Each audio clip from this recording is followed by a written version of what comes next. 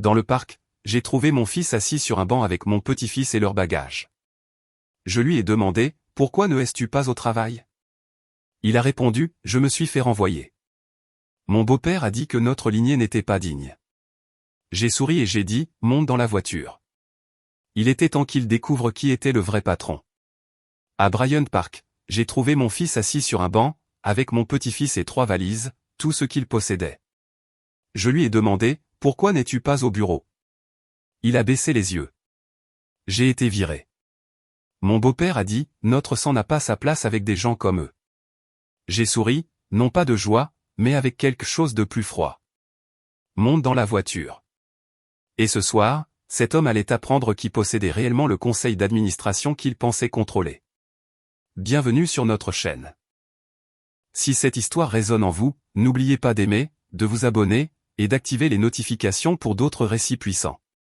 Nous sommes curieux, d'où nous regardez-vous? Partagez votre localisation dans les commentaires. Notez que ce conte combine des éléments fictifs avec des thèmes du monde réel, pour un effet dramatique et pédagogique. Les noms et les cadres peuvent être imaginés, mais les leçons sur la loyauté, la stratégie, et la famille, sont tirées d'une véritable expérience humaine. Un jeudi après-midi d'octobre, j'ai trouvé mon fils assis sur un banc de parc, avec tout ce qu'il possédait dans 3 valises. Bryant Park, 14h30. Nathan était voûté sur un banc, les épaules rentrées vers l'intérieur, 3 valises à côté de lui, et Mason, mon petit-fils de 4 ans, donnait des coups de pied dans les feuilles mortes, avec ses baskets lumineuses. Je me suis garé rapidement, Nathan n'a pas levé les yeux jusqu'à ce que mon ombre tombe sur lui. Ses yeux étaient rouges d'épuisement, et de quelque chose de plus profond. La défaite. Papa. Mason a couru et a attrapé ma main. Papy, tu peux réparer ça? J'ai regardé mon fils. Pourquoi n'es-tu pas au bureau? La mâchoire de Nathan se serra. Viré ce matin. Charles a dit que notre sang n'avait pas sa place avec le leur. Les mots restèrent suspendus dans l'air froid. 3 ans de dîners dominicaux. 3 ans à regarder Charles Pennington expliquer la différence entre la vieille fortune et la nouvelle, entre les gens qui étaient à leur place, et ceux qui ne l'étaient pas. J'avais catalogué chaque insulte. C'était une ligne franchie. Monte dans la voiture. Je n'ai nulle part où aller. Victoria a changé les serrures. Elle a mis mes affaires dehors pendant qu'on me virait. Sa voix se brisa. Elle a dit que son père avait pris la bonne décision. Mason tira sur ma manche. Maman dit, « Tu es l'homme le plus fort de New York. » Je me suis agenouillé à son niveau. Je peux réparer ça, mon grand. Je te le promets. J'ai ramassé 2 valises, et j'ai fait un signe de tête à Frank, mon chef de la sécurité. Aidez monsieur Nathan. Nous avons roulé vers le nord en silence. Nathan était assis à l'arrière avec Mason, qui s'endormit immédiatement. Je les regardais dans le rétroviseur. Mon fils, qui avait vieilli de 10 ans en une matinée, et mon petit-fils, qui croyait encore que les grands-pères pouvaient tout réparer. La ligne d'horizon de Manhattan a laissé place au pont, puis aux arbres d'automne. J'ai bâti Sullivan Maritime en 30 ans, dis-je. J'ai commencé avec un seul camion. 800 millions par an maintenant. Nathan le savait, mais j'avais besoin de le dire. Il y a 3 ans, j'ai acheté Hudson Freight pour 20 millions, via des sociétés offshore où le véritable propriétaire reste caché. Je marquai une pause. J'ai mis Charles en charge comme PDG. Les yeux de Nathan s'aiguisèrent dans le miroir.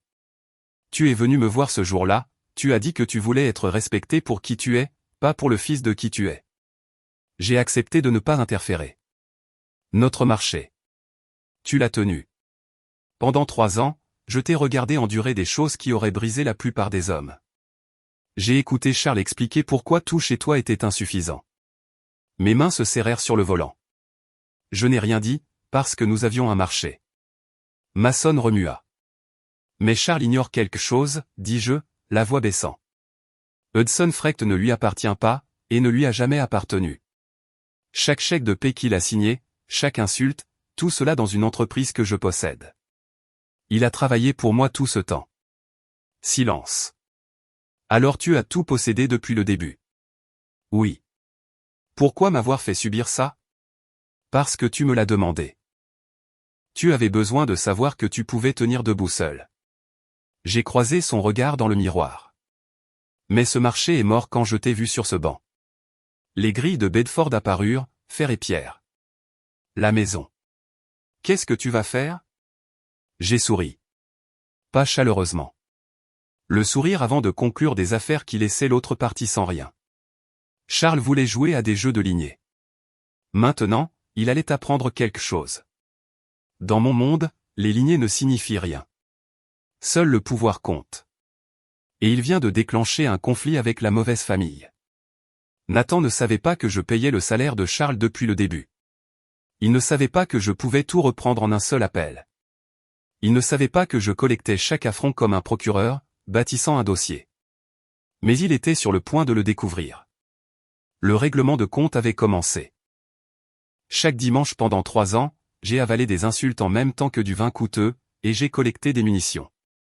Pendant que Nathan installait Mason à l'étage pour la nuit, je me suis assis dans mon bureau, et j'ai laissé mon esprit dériver vers ses rituels hebdomadaires au domaine Pennington.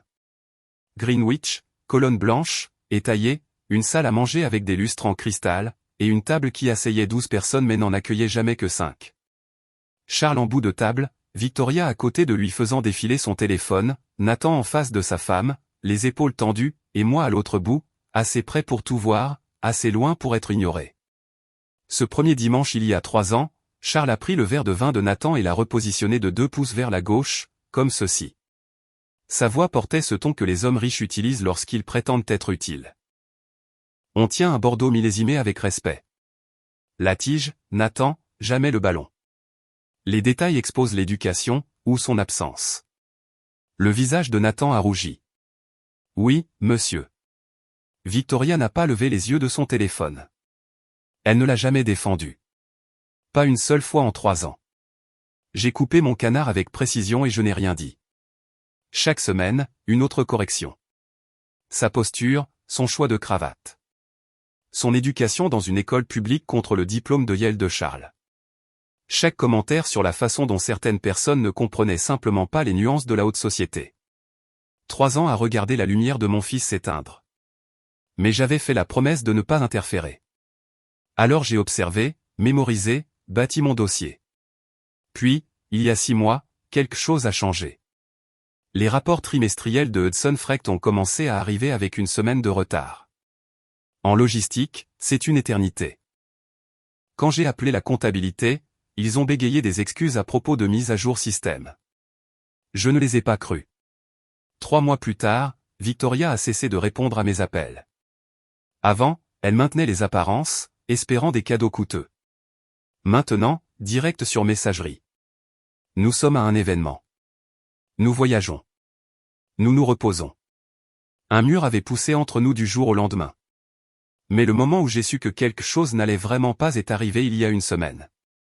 Nathan a visité mon bureau au One World Trade Center. Il avait l'air terrible. Des cernes sous les yeux, le costume flottant. Il avait perdu du poids. Juste un papa occupé. Clôture trimestrielle. Je savais qu'une clôture trimestrielle ne donnait pas à un homme l'air anéanti. Puis j'ai remarqué son poignet. La Rolex Daytona que je lui avais offerte pour son 30e anniversaire, en platine, $50 000, avait disparu. Où est ta montre? Nathan a tiré sa manche rapidement. Chez le bijoutier, le fermoir était lâche. Le mensonge s'installa entre nous. J'avais acheté cette montre. Le fermoir n'avait jamais été lâche. Nathan était soigneux avec ses possessions, presque obsessionnellement. Ce qui signifiait une chose, il l'avait vendue ou mise au clou.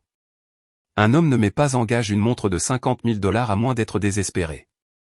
Après le départ de Nathan, j'ai appelé Frank Morrison. Audit complet de Hudson Frecht, chaque transaction depuis 6 mois. Et Frank, découvrez ce qui se passe à la maison Pennington. Discrètement. Compris, Monsieur Sullivan. 24 heures plus tard, Frank est entré dans mon bureau avec des informations qui allaient tout changer. Mais c'était jeudi matin, des heures avant que je ne trouve Nathan sur ce banc de parc. Les signes avaient été là tout le long. Rapports retardés, appels évités, la montre manquante, la confiance croissante de Charles comme un homme qui pensait s'en être tiré à bon compte. Il n'avait aucune idée que j'observais, que j'attendais, que chaque insulte, chaque affront, chaque commentaire suffisant avait contribué à bâtir quelque chose qu'il ne pouvait imaginer. Dans les 24 heures, je connaîtrai la vérité, et la vérité exigerait son prix. Ce soir-là, Frank Morrison est entré dans mon bureau avec un dossier noir. Noir signifiait qu'une action immédiate était requise. Vous devez voir ça, monsieur Sullivan. J'étais déjà assis. Il posa le dossier sur mon bureau et l'ouvrit sans cérémonie. Page 1, rapport de police déposé aujourd'hui à 13h15, juste quelques heures après le licenciement de Nathan. Plaignant, Charles Pennington. Allégation, Nathan Sullivan a emporté des objets de famille précieux lors de son départ. Pièces antiques, bijoux en argent sterling. Valeur estimée, 2,8 millions de dollars. Il a déposé ça pendant que Nathan était assis sur ce banc de parc, dis-je doucement. Oui, monsieur. Il voulait le faire arrêter avant qu'il ne puisse se défendre. Page 2, ma mâchoire se serra. Rapport de crédit. 12 prêts distincts auprès de différentes banques sur 6 mois. Total, 18 millions de dollars, tous au nom de Nathan, sauf que ce n'était pas ses signatures. Un expert en écriture a confirmé, dit Frank, en glissant un autre document. Faux numérique de haute qualité. Ils ont utilisé la signature réelle de Nathan provenant de documents de l'entreprise, tracés sur des demandes de prêt. Les accords de garantie citaient Hudson Frecht comme garant, et les biens personnels de Nathan comme sécurité secondaire. Quand les prêts feraient défaut, les banques détruiraient tout. L'entreprise s'effondrerait. Nathan serait personnellement responsable de 18 millions de dollars qu'il n'avait jamais empruntés. Il construisait un piège. J'ai dit, mettre l'entreprise en faillite. Blâmer Nathan. Laisser les charges criminelles suivre.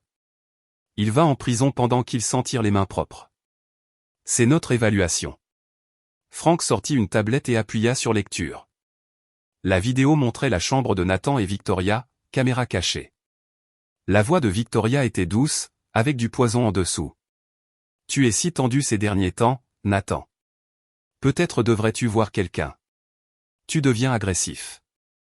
Tu fais peur à Mason. Je ne suis pas agressif. Je suis juste fatigué. Tu vois, tu cries. Tu es instable. La vidéo coupa. Un autre clip montrait Victoria brisant un vase. Puis immédiatement, pourquoi as-tu fait ça?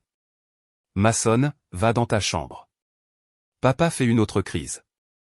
Elle montait un dossier de garde, dit Frank. Ces vidéos seraient montrées à un juge. Preuve que Nathan était dangereux, mentalement instable. Elle obtiendrait la garde complète. Il obtiendrait des visites supervisées au mieux. J'ai fermé les yeux brièvement, contrôlant la fureur froide qui montait dans ma poitrine.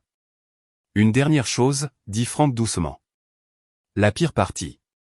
Il posa un document que je reconnus immédiatement.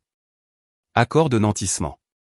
Ma licence de transport international numéro 7801, l'autorisation pour Sullivan Maritime d'opérer dans tous les grands ports de la côte est. Des contrats valant 400 millions par an, mis en garantie pour un prêt de 7,5 millions de dollars auprès d'un fonds des îles Caïmans. Comment ont-ils accédé à l'original? Duplicata falsifié via un notaire corrompu? L'argent est transféré demain à midi. Par la fenêtre, je pouvais voir la maison principale où Nathan était dans la pièce d'à côté avec Mason, le mettant au lit, complètement inconscient que sa vie entière avait été systématiquement démantelée. Bloquez ce transfert, dis-je. Réserve fédérale, département du Trésor, peu importe qui vous devez contacter. Cet argent ne bouge pas compris. Et Frank, obtenez-moi tout sur Charles Pennington. Chaque prêt, chaque compte, chaque entité offshore, chaque secret. Frank hocha la tête. Il reconnaissait ce ton. Ils ont essayé de construire un piège pour mon fils, dis-je doucement. Maintenant, je vais leur montrer à quoi ressemble un vrai piège. Après le départ de Frank, je me suis assis seul. Dans la pièce voisine, la voix de Nathan dérivait, lisant une histoire du soir à Mason. Le rire endormi de mon petit-fils. Ils avaient essayé de leur enlever ça à tous les deux. Charles et Victoria Pennington avaient fait une erreur de calcul critique. Ils pensaient que j'étais juste un vieil homme riche qui resterait assis tranquillement pendant qu'ils détruisaient ma famille. Ils étaient sur le point d'apprendre la différence entre avoir de l'argent et avoir du pouvoir. La défense était terminée. Maintenant venait le règlement de compte. Les prédateurs chassent la nuit. Moi aussi. Mais je chasse avec des bilans et des virements bancaires, des armes bien plus mortelles que des griffes. À 20h, jeudi soir, je me tenais dans l'ombre de la salle d'exposition de Christie's au Rockefeller Center, entouré de cadres dorés et de sculptures anciennes valant plus que ce que la plupart des gens gagnaient en une vie.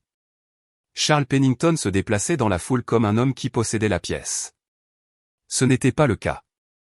Moi si. Ou du moins, je possédais l'entreprise qui payait son salaire. Il s'arrêta près d'une esquisse de Basquiat, vérifiant son téléphone 2 fois. Nerveux, un homme s'approcha. Milieu de la quarantaine, veste en cuir sur un jean de créateur, Rolex en or accrochant la lumière. Ce devait être Tony Russo, un nom que Frank avait signalé il y a des mois en lien avec des vols de conteneurs, et des affaires d'expédition non déclarées le long de la côte est. La voix de Frank grésilla doucement dans mon oreillette. Cible confirmée. Anthony Russo, 2 antécédents pour vol de fret, un scellé, actuellement sous surveillance fédérale. Charles tendit la main. Russo ne la serra pas. Au lieu de cela, il fit glisser une petite clé USB sur le piédestal en marbre entre eux. 10 unités, dit Russo doucement. Modèle Mercedes Actros 2023. Titre propre, immatriculation offshore, 85 000 chacun. Je sentis ma mâchoire se serrer. 85 000 par camion, 30% de la valeur marchande. 10 camions signifiaient 850 000 $ circulant sous la table, en utilisant les licences et l'infrastructure de Hudson Freight.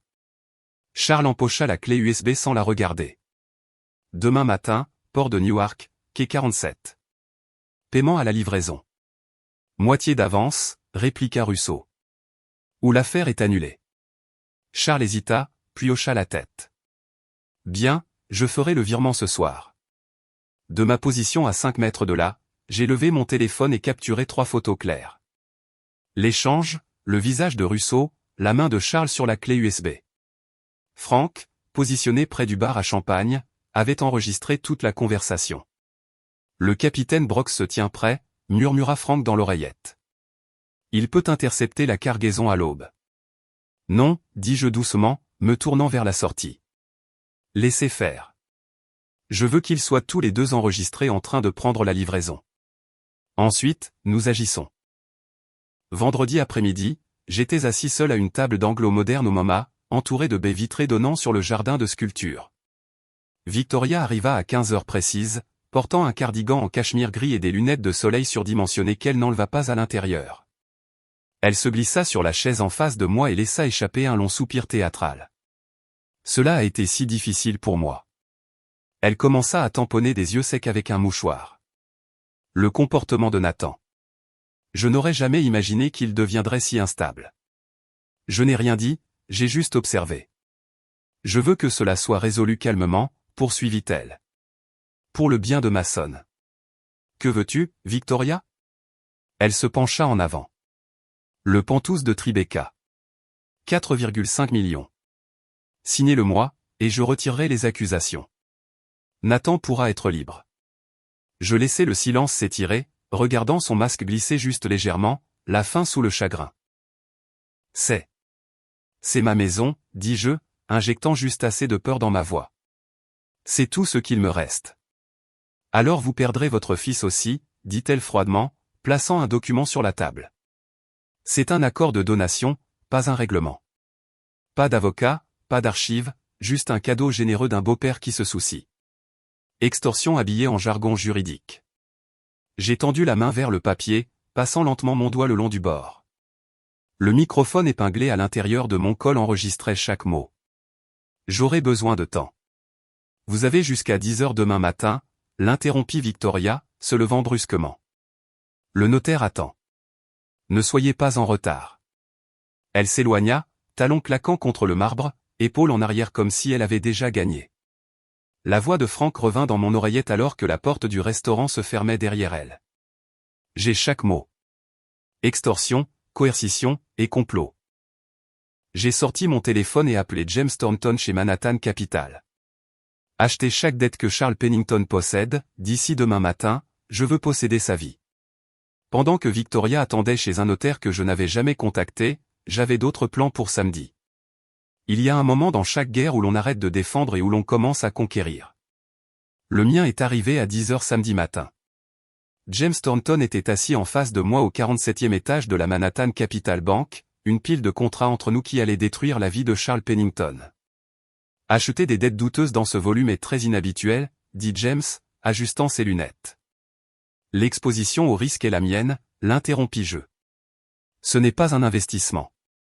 C'est un outil. Il fit glisser le premier contrat vers l'avant. L'hypothèque du domaine de Greenwich, 3,2 millions en cours. J'ai signé sans lire. Prêts automobiles, Bentley Continental et Range Rover Autobiographie, 480 000 combinés. Une autre signature, les cartes de crédit de Madame Pennington, 7 comptes, près de 200 000 au total. Je marquai une brève pause, imaginant le visage de Victoria quand sa carte noire serait refusée. Puis j'ai signé. Ligne de crédit commercial Hudson Freight. James poursuivit, sa voix baissant, 12 millions en facilité de découvert.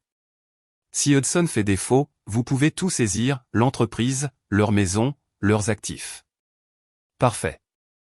J'ai signé 3 fois. James empila les documents. Monsieur Sullivan, que prévoyez-vous exactement?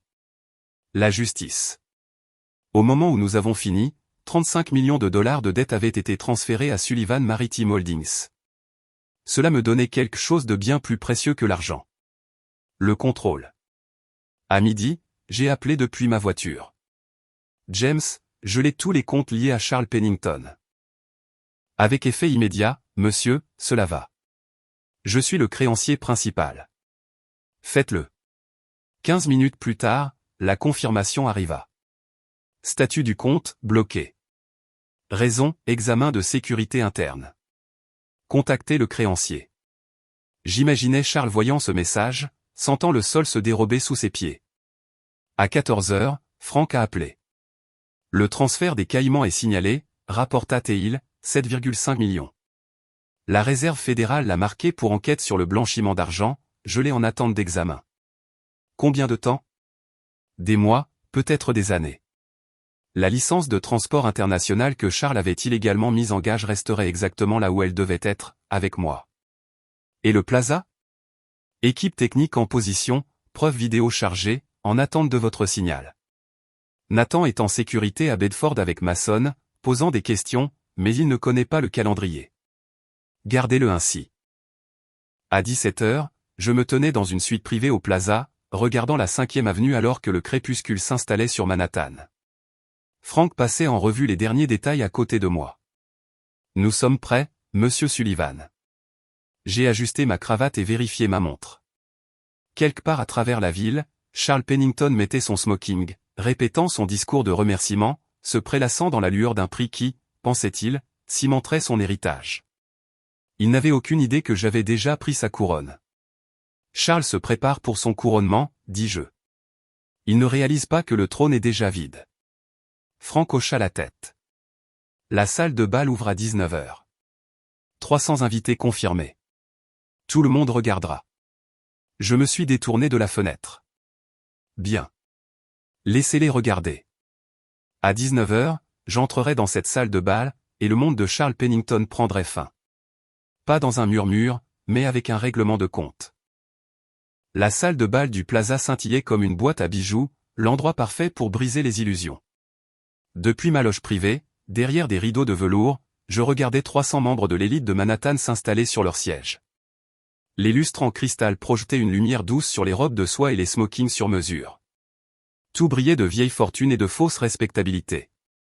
Charles Pennington se tenait près du centre dans un smoking bleu nuit Tom Ford, acceptant des félicitations superficielles. Victoria se positionna à côté de lui en pourpre, son sourire figé sur place. Mais quelque chose n'allait pas. Les invités chuchotaient après avoir salué Charles.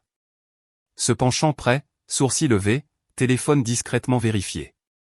Les nouvelles voyageaient vite dans des cercles aussi petits.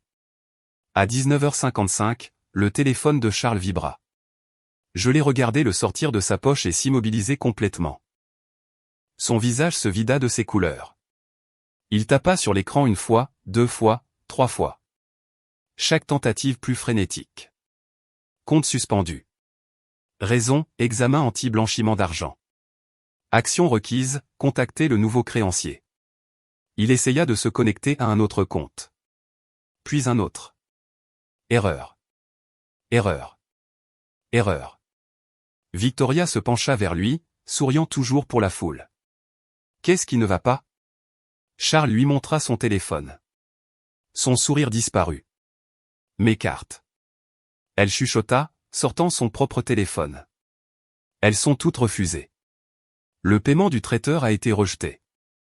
Charles scanna la salle, cherchant des alliés. Des yeux qu'il avait accueillis pendant des décennies trouvaient soudain des raisons urgentes de regarder ailleurs. Un par un, son réseau se dissolvait. Il redressa son nœud papillon, força ses épaules en arrière, adopta l'expression d'un homme en contrôle, mais ses mains tremblaient. À 20 heures exactement, les lumières baissèrent. Le maître de cérémonie prit la scène avec un sourire répété. Mesdames et messieurs, c'est mon grand honneur de présenter le prix de l'entrepreneur de l'année à Monsieur Charles Pennington. Les applaudissements ondulèrent à travers la salle de bal, polis, dispersés, notablement brefs. Charles marcha vers la scène, chaque pas plus lourd que le précédent. Le projecteur le suivait, dur et impitoyable. La sueur luisait sur son front. Il saisit le microphone, ouvrit la bouche pour parler, et l'écran LED géant derrière lui s'enflamma. Au lieu du logo Hudson Freight, l'audio grésilla à travers les haut-parleurs. La voix de Victoria, claire comme du cristal. Le vieux faux est tombé dans le panneau. Le Pantouse est à nous. Charles pivota vers l'écran, son visage se tordant d'horreur, sa propre voix enregistrée 3 jours plus tôt. Et pour Nathan? Le rire froid de Victoria, laisse-le pourrir en prison. Il a besoin d'apprendre sa place. La salle de bal éclata en hoquet de surprise. 300 personnes se penchèrent en avant, téléphone se levant pour capturer ce qui suivait. L'écran a changé. Des documents sont apparus. Des relevés bancaires falsifiés, des signatures, des transferts offshore. Chacun estampillé en lettres rouges grasses, faux, extorsion, fraude. Charles se tenait figé au podium, la bouche s'ouvrant et se fermant sans bruit, son empire soigneusement construit s'effondrant en temps réel. Et de ma place derrière le rideau, je me suis avancé dans la lumière. Il y a un silence particulier quand 300 personnes réalisent qu'elles ont assisté à une performance de mensonge. Ce silence est la justice. L'écran LED continuait ses révélations. Message texte entre le beau-père de mon fils et sa fille. Rapport bancaire falsifié. Ordre de virement vers des comptes offshore. Chaque document estampillé en lettres rouges sang, faux, extorsion, fraude. Il agrippa le podium, les jointures blanches. C'est des mensonges. Fabriqués. Sécurité. Enlevez ça. Les gardes de sécurité ne bougèrent pas. Ils travaillaient pour le Plaza. Et le contrat du Plaza avait été acheté par Sullivan Maritime il y a 3 heures. Un projecteur bascula vers ma loge privée. Je me suis avancé et j'ai descendu les escaliers. 300 visages se tournèrent. Mes pas résonnaient dans le silence. Bonsoir. J'ai marché sur la scène et me suis tenu à côté de lui. De près, je pouvais voir la panique dans ses yeux, la sueur trempant son col. Il se tourna vers le public désespérément. Je suis un homme de rang. Ce roturier envie la classe que nous représentons. Personne ne parla. Personne ne bougea pour sa défense. Je me suis adressé à la salle calmement. Ce roturier a construit les maisons dans lesquelles vous dormez, a expédié les marchandises qui ont fait votre fortune, et oui, a payé ce smoking qu'il porte. J'ai placé 3 dossiers sur le podium. Dossier 1. Avis de liquidation. Hudson Freight m'appartient. Cela a toujours été le cas. Je l'ai acheté via une holding offshore il y a 3 ans. Il a été mon employé, touchant un salaire que je fournissais, pendant qu'il tourmentait mon fils. Sa bouche s'ouvrit, mais aucun son ne sortit. Dossier 2. Résiliation de bail. Le terrain sous son domaine. À moi aussi. Voler son propriétaire est remarquablement imprudent. Ses jambes fléchirent légèrement. Dossier 3. Le procureur a maintenant des copies de chaque signature falsifiée, de chaque prêt frauduleux, de chaque virement illégal. Vous vouliez mettre mon fils en prison sur de fausses accusations. Je me suis penché plus près. Bienvenue dans votre propre cage. Il s'effondra, pas dramatiquement, juste un affaissement lent et vaincu sur ses genoux, puis sur le sol de la scène. Son smoking bleu nuit se froissa sous lui.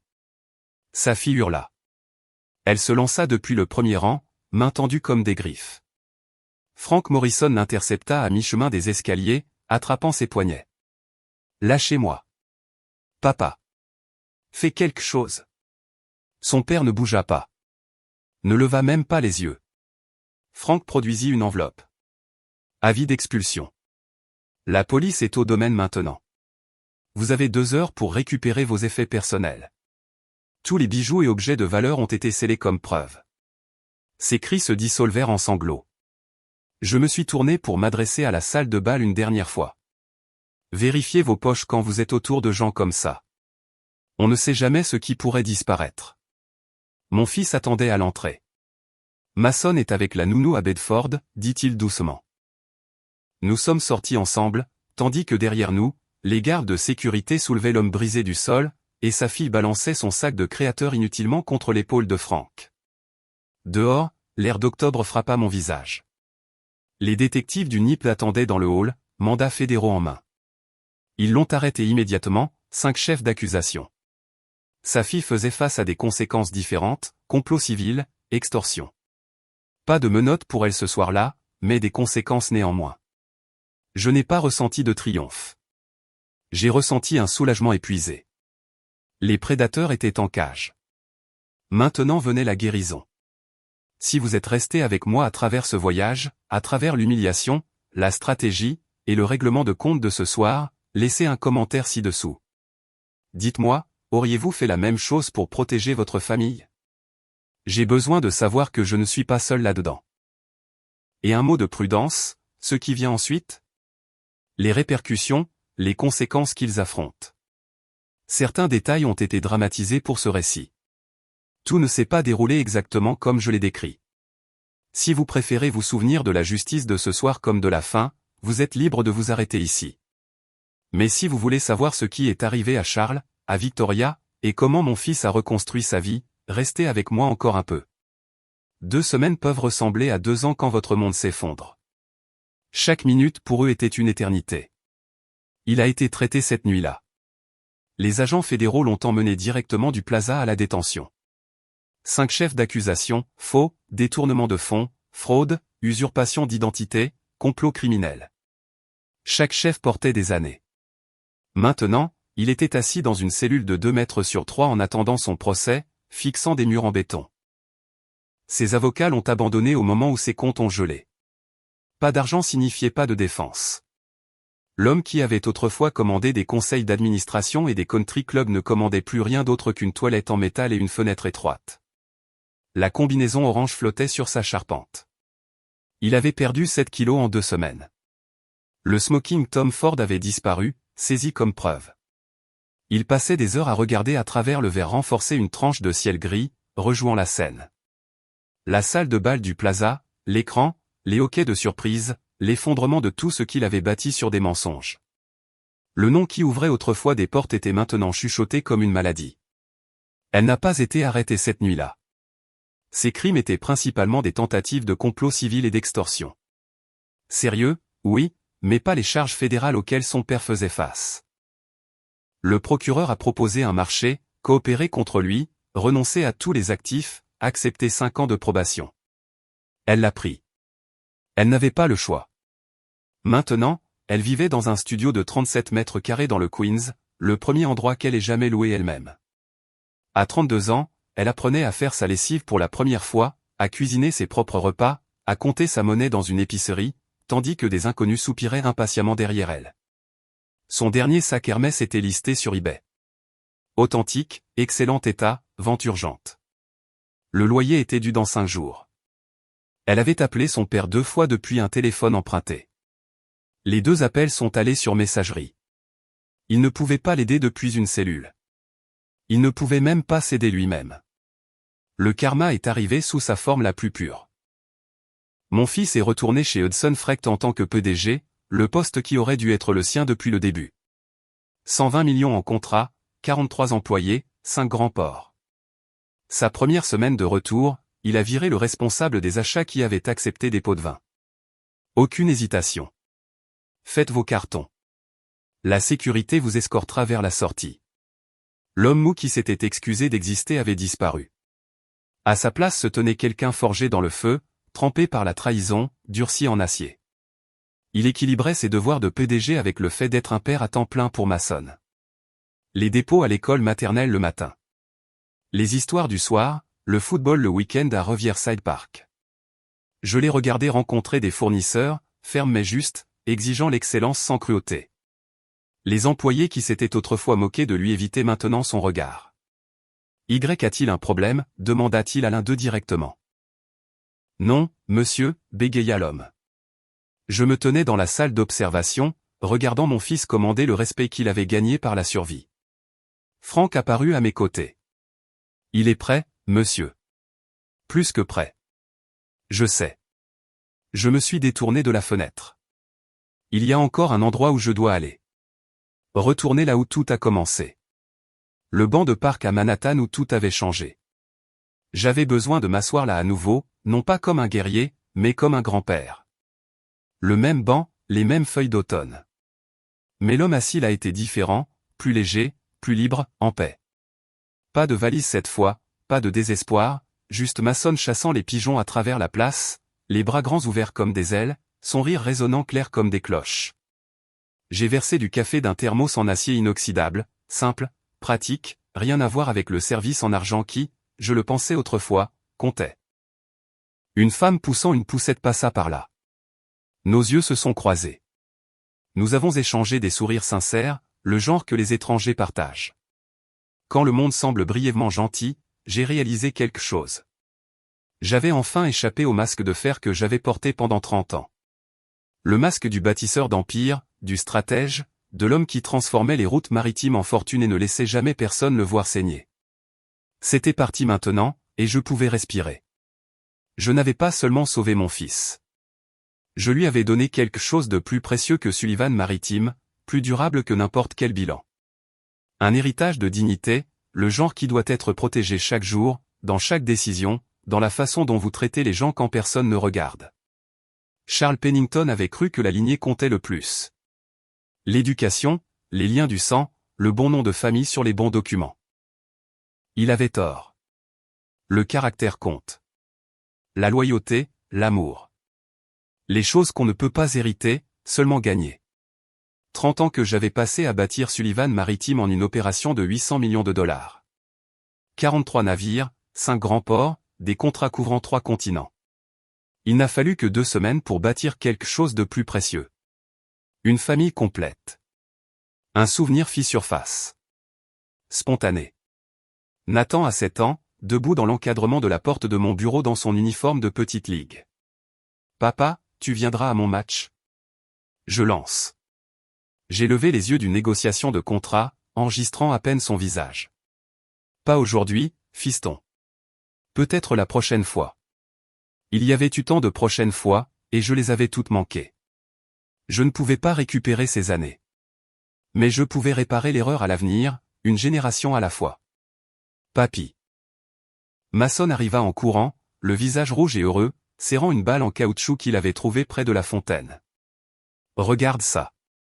Il s'est enroulé comme un lanceur de ligue majeure et a lancé. La balle a vogué vers moi en un arc chancelant. Je l'ai attrapé proprement, sentant le claquement satisfaisant contre ma paume.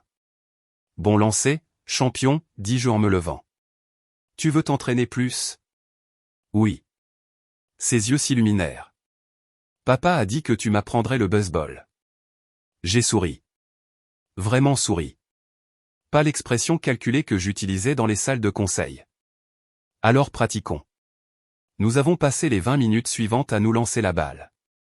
Je lui ai montré comment saisir les coutures, comment accompagner le mouvement, comment viser le centre de ma poitrine. Il a raté plus qu'il n'a attrapé, mais il riait à chaque fois, et cela comptait plus que la précision. Réparer les erreurs, pensais-je, une génération à la fois. Le coucher de soleil peignait Bryant Park dans des nuances d'orange et de rouge. Les employés de bureau passaient en flot sur leur chemin vers le métro. La ville bourdonnait de son énergie habituelle du soir. « Viens, Mason, dis-je en tendant la main. Rentrons à la maison. Ton papa attend. » Ses petits doigts s'enroulèrent autour des miens, chauds et confiants. Nous avons marché ensemble à travers la place, passé la fontaine où les touristes prenaient des photos, passé les tables d'échecs où les vieux hommes complotaient des fins de partie. Au bord du parc, j'ai regardé en arrière une dernière fois vers le banc où tout avait changé. Où mon fils s'était assis avec 3 valises et un garçon de 4 ans, croyant qu'il avait tout perdu. Où j'avais décidé que certaines choses, la famille, la dignité, l'amour, valaient la peine de partir en guerre. Où tout a commencé.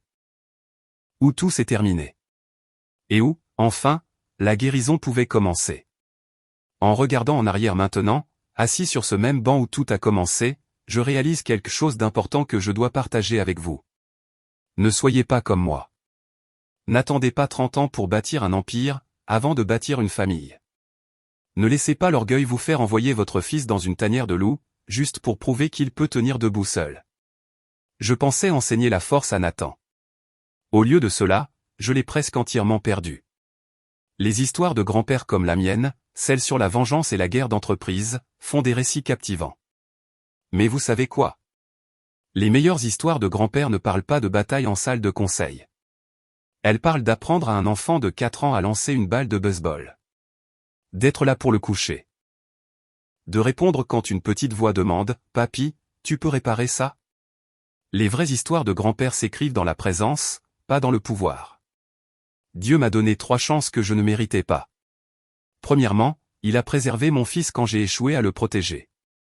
Deuxièmement, il m'a donné les ressources pour riposter quand d'autres n'en avaient aucune. Troisièmement, il m'a accordé ma sonne, un rappel vivant que l'héritage ne se mesure pas en revenus, mais en relations. La Bible dit, que sert-il à un homme de gagner le monde entier, s'il perd son âme? J'ai gagné Sullivan Maritime, 800 millions de revenus annuels, mais j'ai failli perdre ce qui comptait le plus. Les histoires de famille ne devraient pas parler de victoire au tribunal et de démolition financière. Les histoires de famille qui valent la peine d'être transmises parlent de se montrer, de choisir le match de baseball de votre enfant plutôt qu'une autre négociation de contrat, de tenir la main de votre petit-fils au lieu d'une autre réunion. Ce sont les histoires de famille qui comptent vraiment. Celles qui résonnent à travers les générations, non pas à cause de leur drame, mais à cause de leur vérité. Si vous faites face à une trahison comme je l'ai fait, que ce soit de la part de la belle famille, de partenaires commerciaux, ou de personnes en qui vous aviez confiance, souvenez-vous de ceci.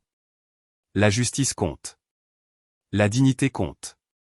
Mais ne laissez pas le combat vous consumer si complètement que vous oubliez ce pourquoi vous vous battez. Dieu ne nous a pas mis sur cette terre pour détruire nos ennemis.